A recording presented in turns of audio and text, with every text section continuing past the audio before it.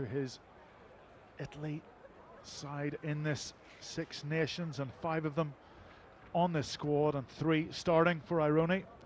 Well, it's a very different Aironi side to the one which conceded more than 50 points at Bath last week.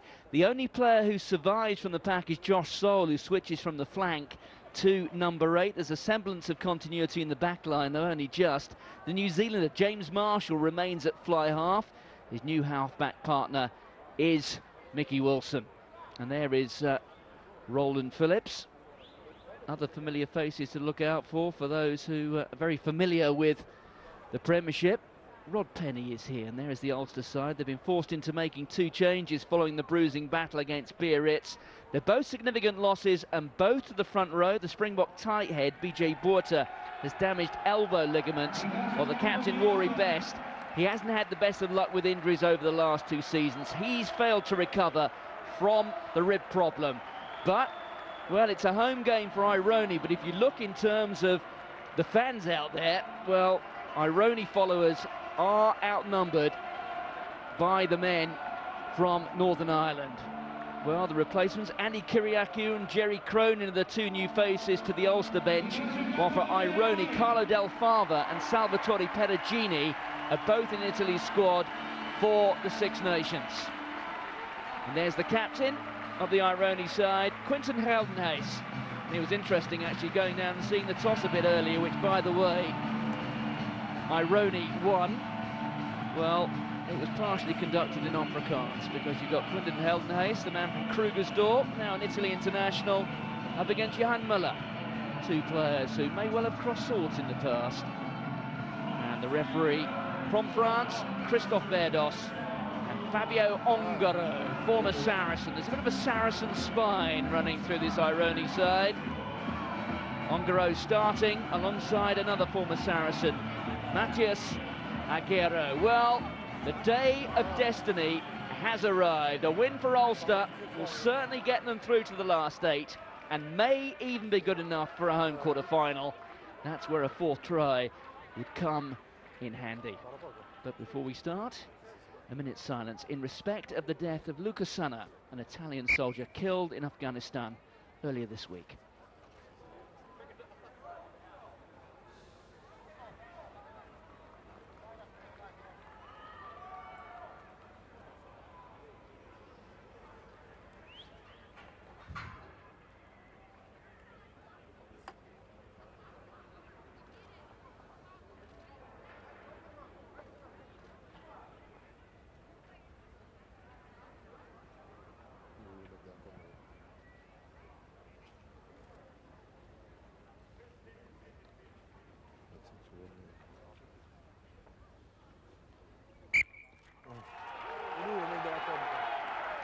So Aironi winning the toss, choosing to take the kick. Ulster, well, the sun is disappearing over the horizon, but they will play with that sun at their backs in the first half. The Ulster mantra this season: we're sick of being 3rd best in Ireland, and with Munster gone, this is their chance to change that. Ouais, d'accord, Gérard, est-ce que tu m'entends encore? Ouais, d'accord, ok. Captain, yeah. Captain, yeah. So James Marshall, the young New Zealander, gets it underway. There are 3 New Zealand-born players in this Aironi side. Simon Danieli gets an early touch. That'll be important for confidence. Danieli, a player who, in all honesty, I think has lacked a bit of confidence of late. Well, Mickey Wilson not getting underneath that. That's Pinar. Here's Humphreys. Humphreys up against Pavin. There's Nevin Spence. Finds Humphreys again. All important to get that first try on the board for Ulster. They've beaten this Aironi side twice already this season in the Magners League, and of course in the first round of matches in the Heineken Cup. There's Court. Ulster still 3 metres or so inside their own half. Humphreys, there's Paddy Wallace, long pass out to Danieli. Danieli's got Vandenberg inside. There's Pedri Vandenberg, the tackle from Sol. Brady in for the captain today, to Court. Court, quite an athlete. In fact, he used to be an athlete. Top-class shot putter in his day back in Queensland. Up towards the 22. This is good continuity from the visitors. There's Humphries again. Caught, ball in hand. Up towards that 22. 7, no tackle. Pinner. Humphries with a little chip ahead. Humphries is after it. And there's Wilson, the scrum half, recovering 5 metres short of his own line. And the referee, Christoph Berdos, is going to come back. It's a penalty. The man who's penalised is Jaco Erasmus. And really positive start from Ulster, using the full width of the pitch and the big ball carriers. Tom Court there. Nigel Brady was in there as well, replacing Rory Best today. And Ian Humphries on the end of good service from Juan Pinar, very much on the attack. And well, Aironi, their defence will be tested this afternoon, and it's just about trying to convert territory possession into points. And no surprise that Humphries will try and get 3 points on the board. I think this opening quarter will be about trying to establish a lead, taking the enthusiasm and the heart away from this Aironi side, and then maybe Ulster will just try and take a few more chances, those 50-50 passes. But first of all, it is about securing victory. So Ian Humphries, the official stats from that kick last week, by the way. 2 minutes on the clock were remaining from 51 metres. The kick which won the game against Biarritz. This about half the distance.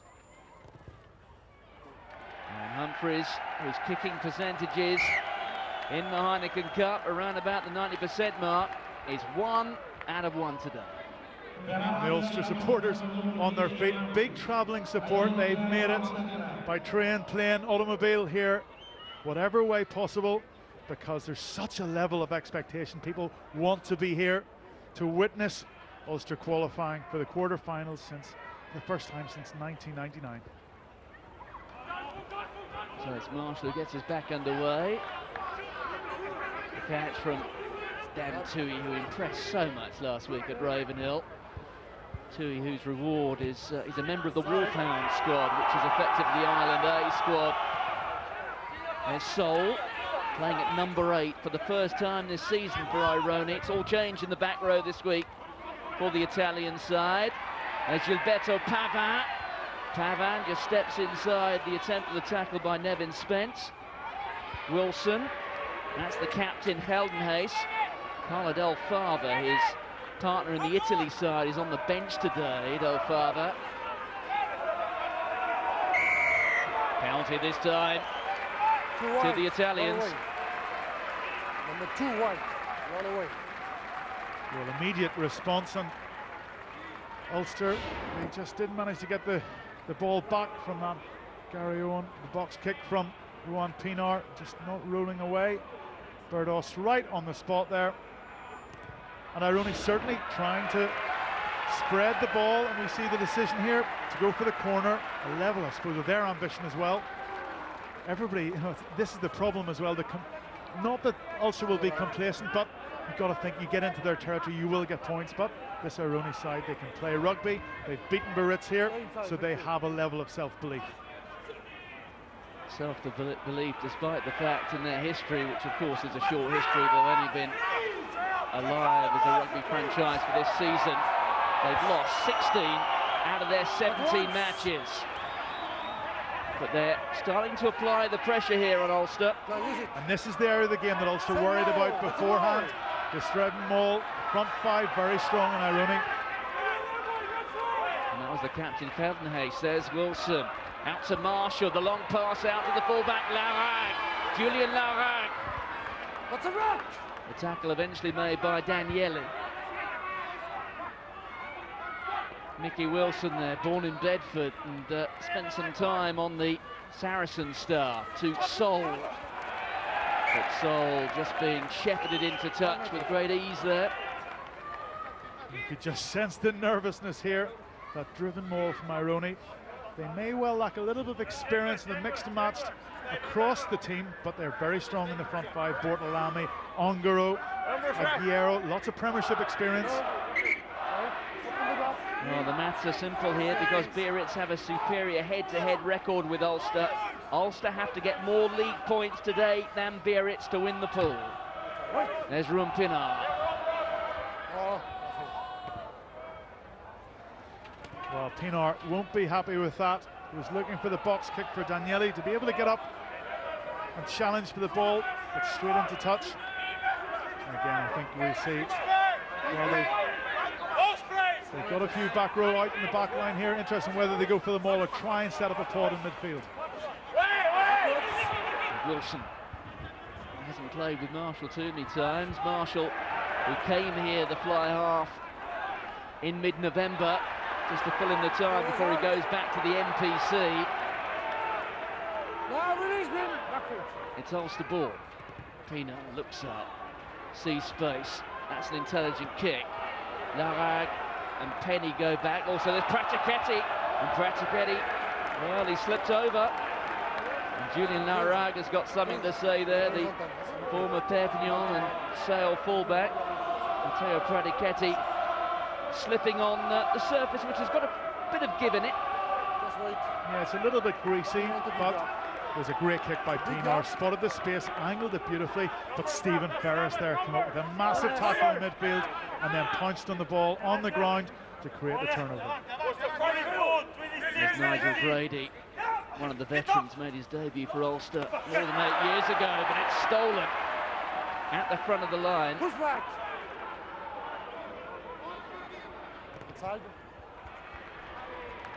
Wilson with the clearance kick. Well, that's something you do not expect to see. Ball going to the front of the line out, you would have thought it's got to be fairly safe. But picked off, just gets up in front.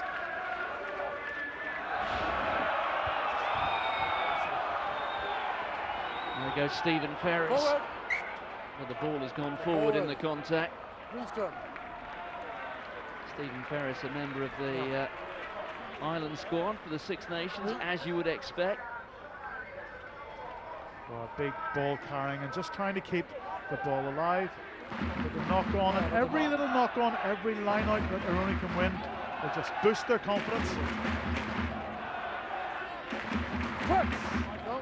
Open the sugar, thank you. They got some big men in that Aironi pack. Should be particularly effective at the line out. Now two loose forwards, and two of them, Erasmus and Liebenberg, both 6'6" each. Then we got Quentin Feldenhuis at 6'8", and Bortolami's not small either. Yeah, it's going to be interesting to see as the match progresses just to what extent Ulster are harmed by the losses of BJ Bota and Rory Best, two very experienced internationals, and it heaps pressure on the likes of Tom Court there, the only international left in that front row. The Biarritz Bath game is over on the red button, but we will keep you up to date with events at the Stade Aguilera. And I suppose, as far as followers of Ulster are concerned, the less news we get, the better. Well, again, the scrum, I think it was the tight head prop being penalised on the other side from Christophe Berdos.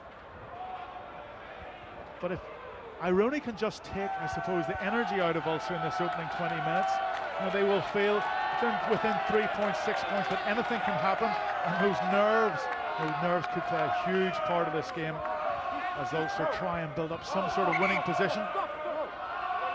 So Fabio Ongaro, 74 caps for Italy, one of those is captain of the national side.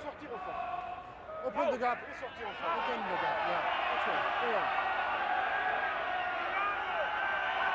They've got Feldenhuis standing at 2. Alongside him is Erasmus. The option though is Bortolami. There's Wilson to Marshall. A little chip across. Rod Penny's after it. Well taken by the fullback Darcy. Darcy with a chip ahead. Across goes Erasmus. And the bounce has eluded him, but not Liebenberg. Liebenberg one-handed. Out to Pablo Canavosio.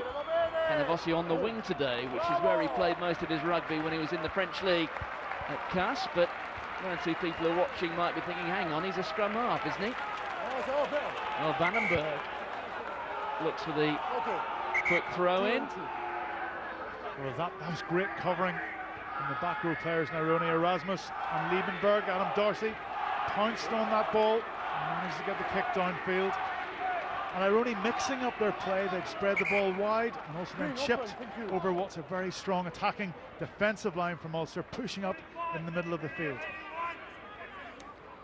Johan Muller calls the line out, and it was thrown to him. But the referee's awarded a free kick to Ulster, taken quickly by Pinar, who takes no time in passing the ball on. That was taken into the contact by Fitzpatrick. Fitzpatrick in for Buerta today. There's Nevin Spence through one tackle, through two. Bit of go forward here for Ulster. There's Humphreys, flicked inside. Darcy, the fullback. Darcy still on his feet. Well, if he could have stayed on his feet a little bit longer, there were two Ulster players out wide. Here's Humphreys. There's Andrew Trimble. Quickly again for Pinar. Humphreys can't find a gap. Taken down by the fly half, James Marshall.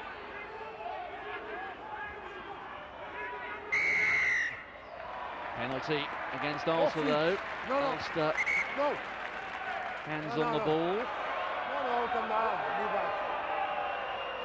Well, Ulster doing exceptionally well to find angles, get across the gain line, but just when they took the ball into ground there, not enough protection for the ball carrier, not enough protection of the ball.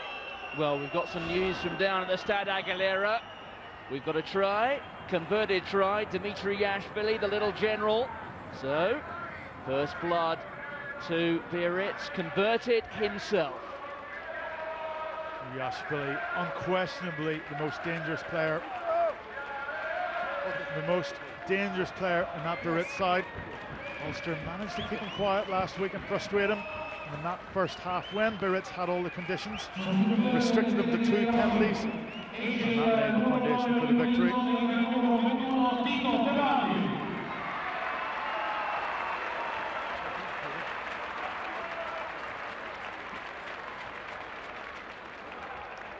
Well, as Mickey Wilson goes off, that's how things stand in Pool 4. Advantage at the moment of Biarritz. That try from Dimitri Yashvili. The men from the Basque territory on top at the moment.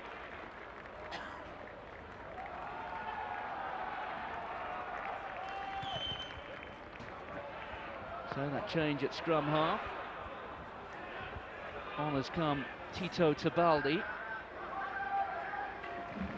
We just wondered as Adam Darcy ran that inside line off Ian Humphreys, squirted across the pitch, and had he managed either just to make that last tackle or get the ball away to Simon Danieli, he have been the first try on the board for Ulster. No hands. Half palm back by Marco Bortolami. There's Pinar, Humphreys, Nevin Spence. Darcy's looking for the ball again. He just slightly overran that. Spence couldn't find him. But the pressure again being applied by the men from Ulster.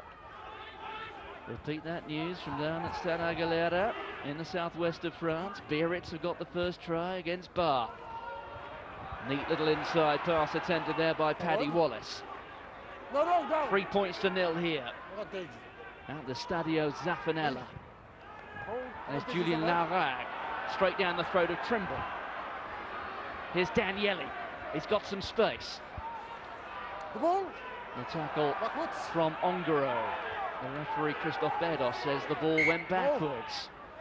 But now it has gone forward off an Ulster hand, so it will be a scrummage and an Aironi ball. Well, two little pieces of play there. Ulster very positive with the ball in hand, but a little flick pass from Paddy Wallace just didn't quite work out. Not sure he really needed to do that. Ball going to ground, and they're going through the phases. They are getting across the gain line, but 14 minutes into the game, you just wonder, just keep the ball, keep going through the phases, and hopefully, ultimately, those breaks will come. So, Tebaldi, 14 caps for Italy. He started one of the autumn internationals. And the pass has gone forward.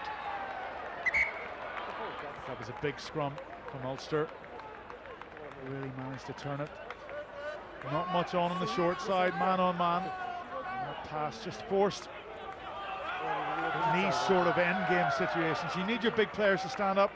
Juan Pinar, he probably had his best game for Ulster last weekend against Biarritz. Open your Peppered the shoulder. corners, kept the ball going forward. With his pack taking it open, on. open, Good thank service you. to Humphreys. Touch. Touch. Ball. Engage.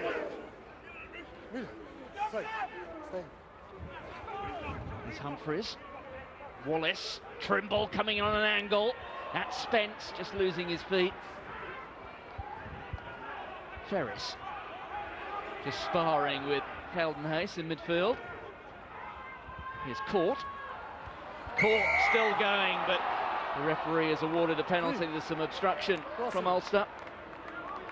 Just ever so slightly overcomplicating play. The outside players are hitting good angles. I'd like to see actually the ball going into a hand at an angle, forcing Aironi to make a big tackle.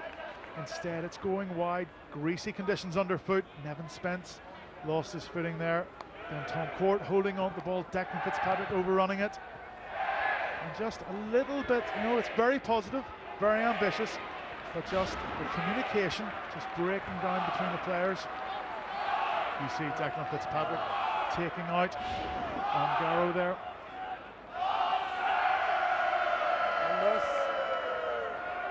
Well, I would have thought that Roland Phillips will be pretty happy with his first 16.5 minutes.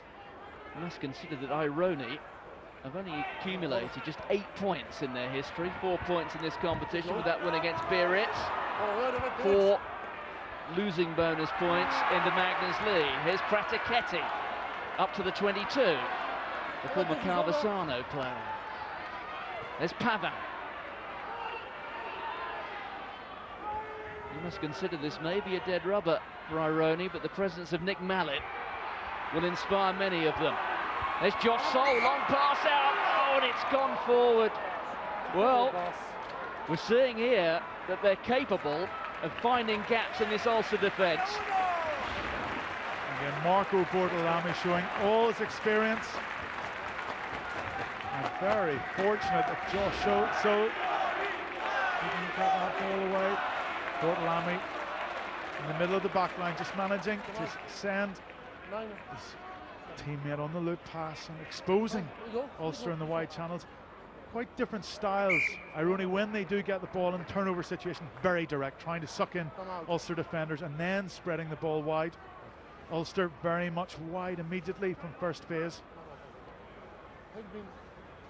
Just caught a glimpse there of Fabio Stebano. There he is, he looks every inch the tight head prop, doesn't he? Spent a bit of time in France playing for Castres. Castres in action later today. What a game that's going to be down at the Stade Pierre-Antoine. 5:45 kickoff. You can watch that on Sky Sports. What a weekend it is. Well, it may well be a dead rubber match for this Aironi side, but they are not playing like a team that's expecting to lose or just expecting to make up the numbers, hitting good lines. That offload from Bortolami, and then Josh Soul just trying to get the ball out of the tackle. Almost came off for him.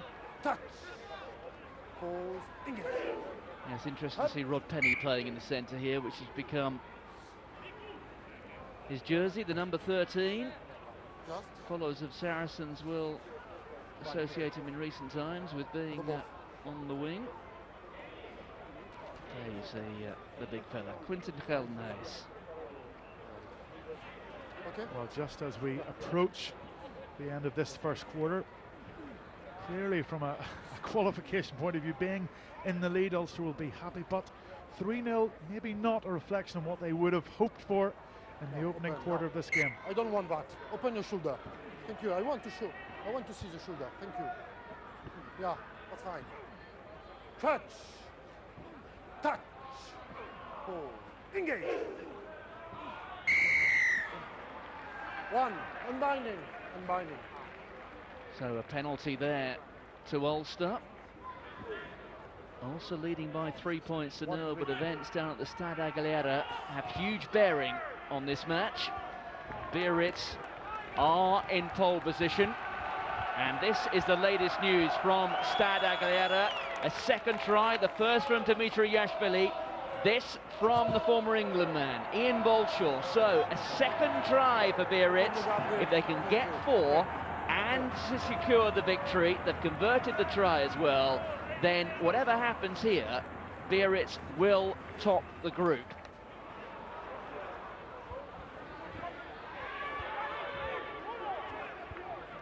Ulster in possession. Pinar to Humphreys. One bounce into touch.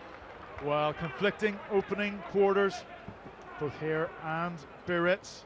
Ulster, well, we expected them to come out. I was certain they were going to get an early try at some stage, but it hasn't transpired, and Aironi doing very well to make this game into a real tussle and also to attack this Ulster defensive line. Meanwhile in Biarritz, well, 2 tries, and as you say, if Biarritz win and get that bonus point, it doesn't matter what happens here, and almost would make things quite straightforward for Ulster. They simply would have to get a win, and at this stage they certainly would settle for it. Then they face the prospect of a trip in the quarterfinals, even if they do secure the win here. Somewhere like Leinster, perhaps somewhere like Toulouse. And a few problems in the line out there, bit of miscommunication, and also Aironi doing very well, just pinching, getting up into the air, making life difficult for the Ulster jumpers. Okay, all right. Something also to consider is, how does Brian McLaughlin control the drip feed of information? Because what's going on down at the Stade Aguilera clearly has major impact on events here. How much does he keep to himself? How much does he tell the players? Ongaro finds Bortolami. 2 players have done their time in the Premiership. There's Ongaro. Straight into Ferris and manages to palm him off. There's Tebaldi. Marshall. Rod Penny. Hands off! Good work from the 2 centres though, Nevin Spence and Paddy Wallace. There's Bortolami again.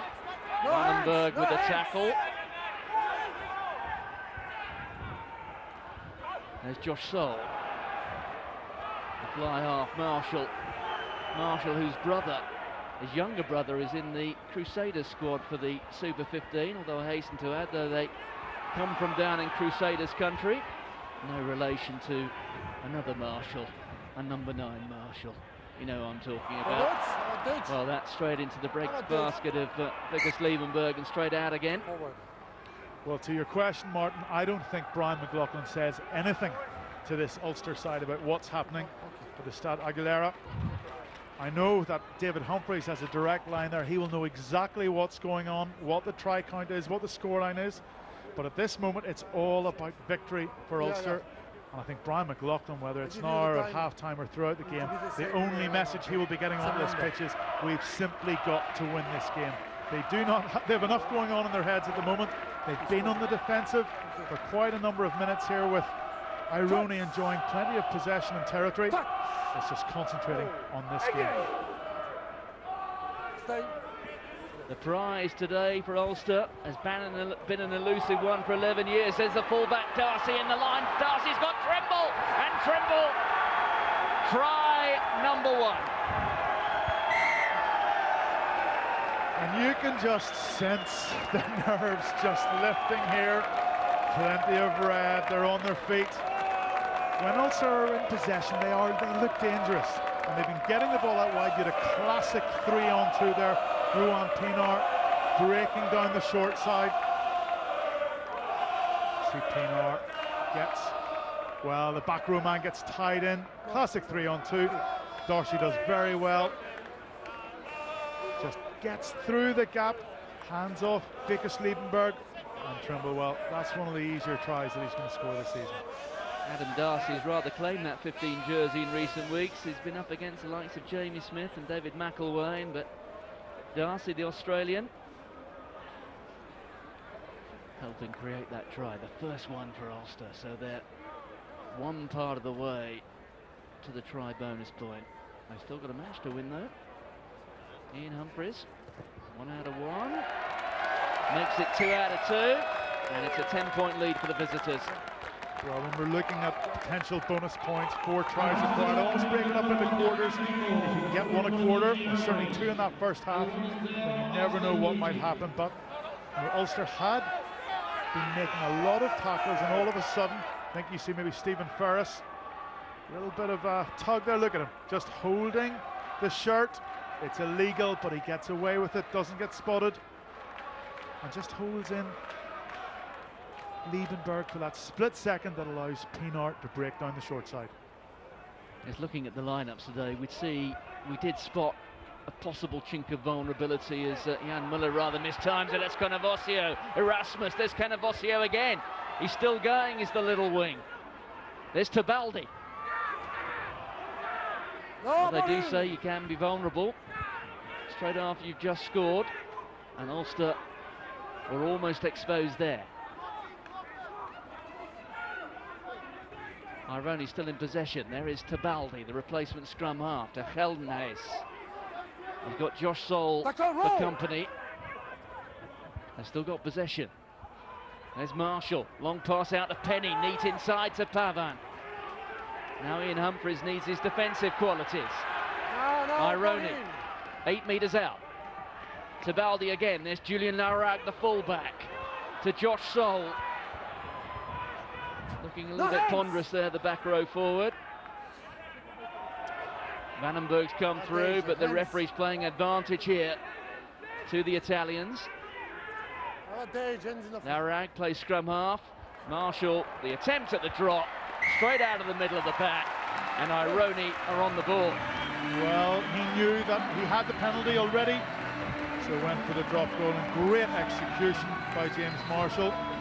But Ulster, well, it's all about concentration after they scored. When they got the first penalty, immediately Aironi hit back with a penalty opportunity. Didn't convert it that occasion, but then after the try, the restart didn't go Ulster's way.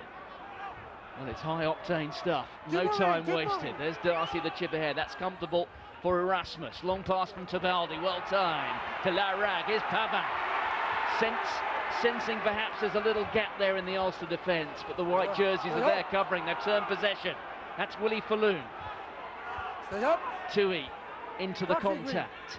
Pienaar. Trimble, the try scorer. Paddy Wallace. Wallace still going. Just loses his footing. Well read by Nevin Spence. Pienaar.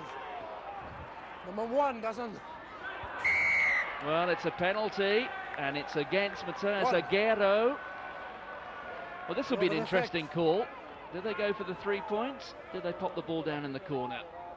I think at this point you take your points, you try and build an innings. I remember that phrase being used, just get points on the board, get into a healthy lead, and you just never know what might happen after that. Jaco Erasmus had come up, led the line up in defence, forced Paddy Wallace back on the inside, but did very well using his feet, good balance, looked to get the ball away to Nevin Spence.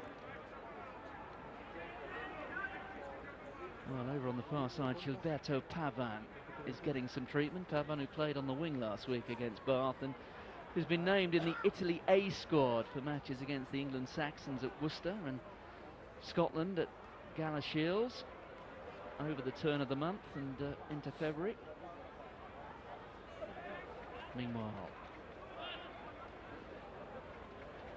Humphries. And that left foot really has been on song over the course of the last few weeks.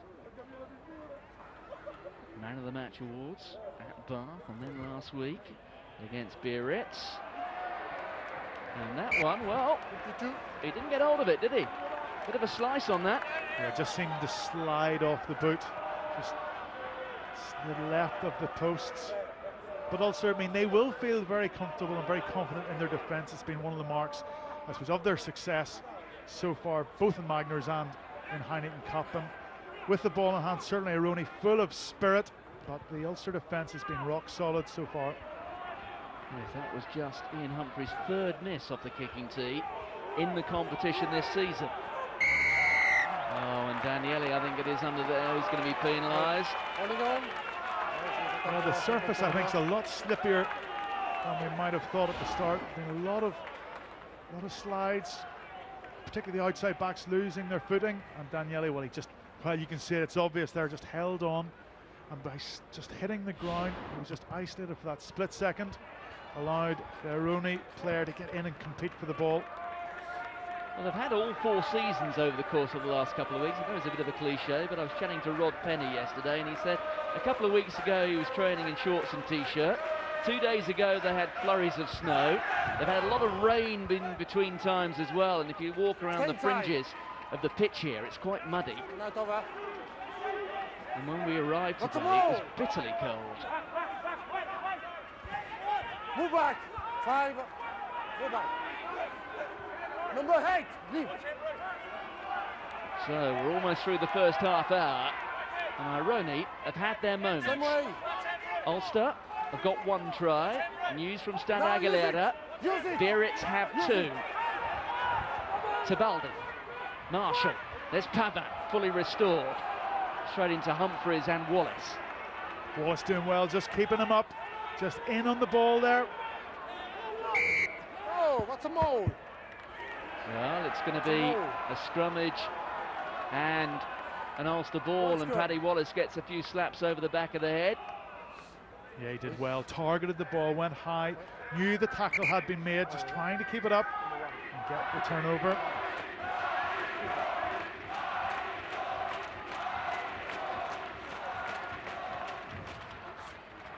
There's Fabio Ongaro.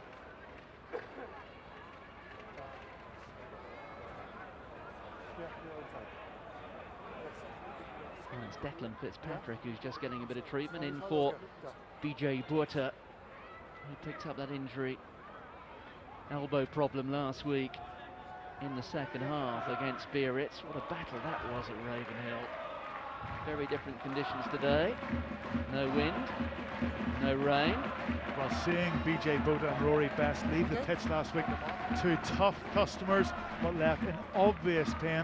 BJ Buerta dislocated his elbow, and Rory Best just popping a rib, just in all sorts of problems. But you know, we've got less than 10 minutes to go. The turnover allows us to try and clear the line, to be very keen to try and set up camp in the Aironi half, and just before half-time come away with some sort of points to go in at half-time. More than a converted try ahead of Aironi just would, I suppose, lift the nerves a little bit, going with a little bit more confidence. Well, there's 2 old mates from Cape Town. Nick Mallett on the right, partially obscured is Kurt Small. Nick Mallett, who's been a director of rugby at Western Province. Kurt Small, who occupied the same role a couple of years before. But now they have international portfolios. Small as forwards coach of Ireland, and Nick Mallett for the rest of this season and up to the World Cup with Italy. Although Italy, with Jacques Brunel, have got a new coach coming next season. The man from Perpignan's going to be making the move. There's Tebaldi. Marshall. Oh, and Pavan it is.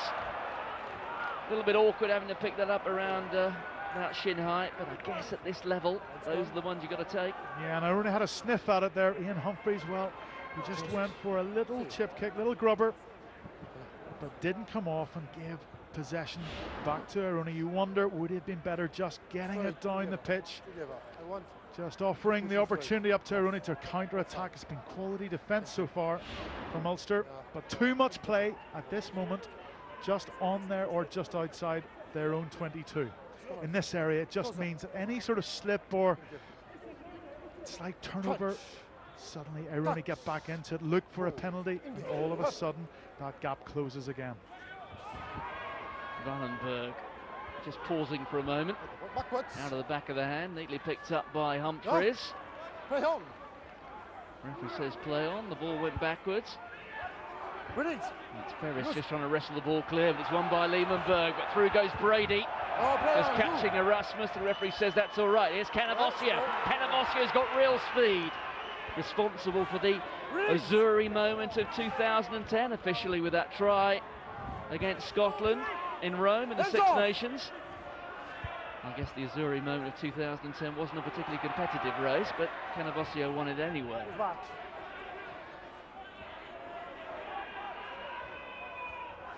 was Tebaldi to Aguero. One of the 3 former Saracens who started today. Ongaro another, and also Mickey Wilson, the scrum half, who's gone off. Massive hit from Stephen Ferris there, exactly what Ulster needed. Tebaldi with the box kick there, but nobody in the Aironi side was on the same wavelength. Certainly not Matteo Pratichetti. Well, Ferris's tackle there just slowed the ball down sufficiently, but the box kick was the only option. Yeah, he came in low, perfect technique, but it was an excellent execution of the box kick. The angle didn't leave Andrew Trimble with much to go on. And again, too much speculative rugby. Not protecting the ball, allowing Aironi opportunities to get into this game.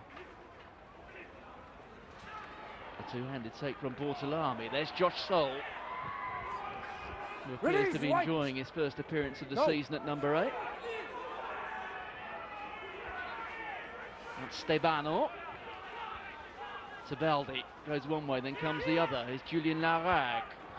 To Liebenberg, good hands from Marshall. Canavosio stepping inside the attempt of the tackle from Nevin Spence again, but it's been turned over. No, run away, no, go back.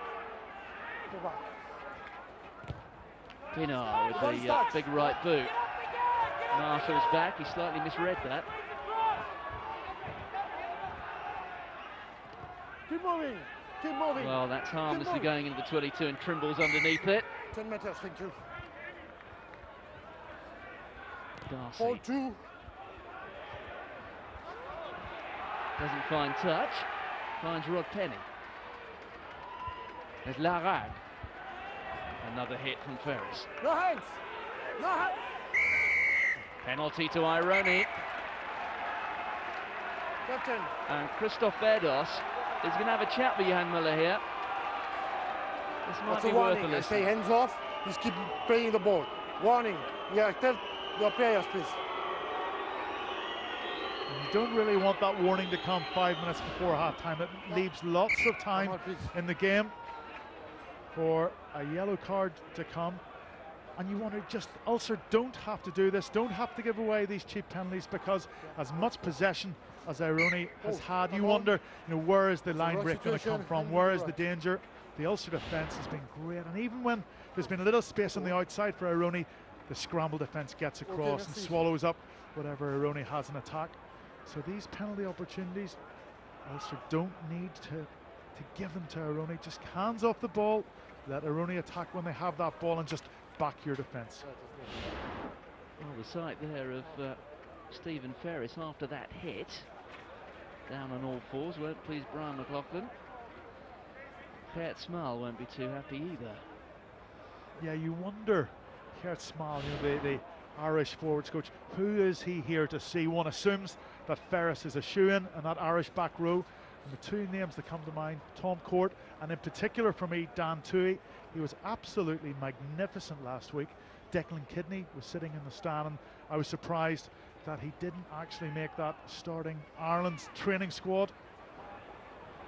So Tito Tabaldi has assumed the kicking duties. Straight in front, 45 metres out. As Ferris battles to rediscover his bearings, and Tabaldi, well, he's somebody with something to prove today. Nick Mallett has got real scrum half problems, has had those ever since he's had the job, and Tito Tabaldi has been the 9 of choice on occasions for Italy. So Tabaldi comes on in the first half as a replacement, and 1 out of 1. Well, it's a 4-point ball game, 3 minutes and a little bit more to the break. Humphries with the restart. Straight to Tabaldi again. Well, it's a good clearance kick from Tabaldi, but Ulster have an opportunity now just to try and get into their only half, get down within kicking range. They want to try and extend this lead again. Something just before half-time. A mark of the really, really good sides is that in these crucial periods, 5 minutes before and after half-time, they just get, whether it's a drop goal, penalty, they get some sort of points, which just slightly eases the situation going into the changing room. And in terms of the straight try count between here and the Stade Aguilera, 1 try to Ulster, 2 to Biarritz against Bath. Nevin Spence gets up again. No. As Pinar works the short side. Good to see Stephen Ferris back in one piece. Brady, little pop to Willie Falloon. Vandenberg. Vandenberg knows what it's like to win the Currie Cup and the Super 14.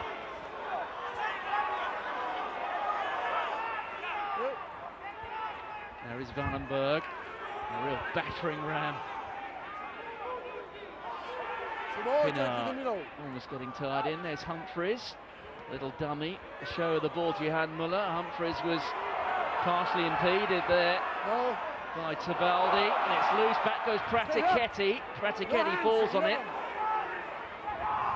90 seconds to go to half-time. Aironi, 7 metres out from their own goal line, but they do have possession. Need to put pressure on this clearance kick just to try and force them not to get much of an angle. Laurag gives a bit of time to Marshall, and Marshall finds touch. There's Vandenberg, the quick throw in to Trimble. Trimble offloads back to Vandenberg again. Just outside the 22. Humphries, there's Wallace. Daniele was coming in on the angle. Inside the final minute of the first half. There's Brady trying to burrow his way through. Brady in for the captain, Rory Best today. Ferris. Ferris pops it up, but the ball went forward to Daniele. Well, so keen, ball in contact. We could see exactly what was going through Stephen Ferris's mind, because Daniele was lurking on the inside, calling for the ball. And that is, you know, that is tough, because he did everything right. Through the gate. But two good pieces of play. First of all, Aironi, under enormous pressure in their own dead ball area, cleared their lines exceptionally well, and then good counter-attacking. Trimble backing himself, going between two players, and they offload to Vandenberg, setting up Ulster's attack once again. 10 seconds, 10 seconds. Well, 10 or 11 seconds to go until half-time. Time to appraise where Ulster are now. One try, news from down in Biarritz. They've got 2 tries there. What is Brian McLaughlin going to say to them at half-time? Will he put them in the picture about what's going on down in the southwest of France? I don't think so. I think he will just say, let's concentrate on our own game. We are in the lead, but the only time that Aironi threaten us is when we cough up the ball cheaply, whether it's through forward passes, whether it's on the ground, not protecting the ball at the breakdown. Let's keep the ball, let's trust ourselves. We've got plenty of men in support and back our defence, and eventually it will come. At this stage, McLaughlin would settle for a 1-point win. Winning ugly would do him. Huge pressure applied by Ulster there. Aironi, we just want to get the ball in the touch here. No, move back. Oh, there it is for Tebaldi. Back. Marshall and Laurag. There's Laurag, pops the ball into touch. It's half-time at the Stadio Zaffanella.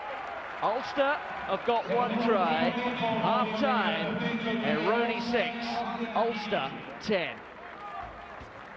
And Aironi showing their real tough nuts to crack down there on home turf. Biarritz found it that way, they went down. Ulster at the moment are up though, but by 4.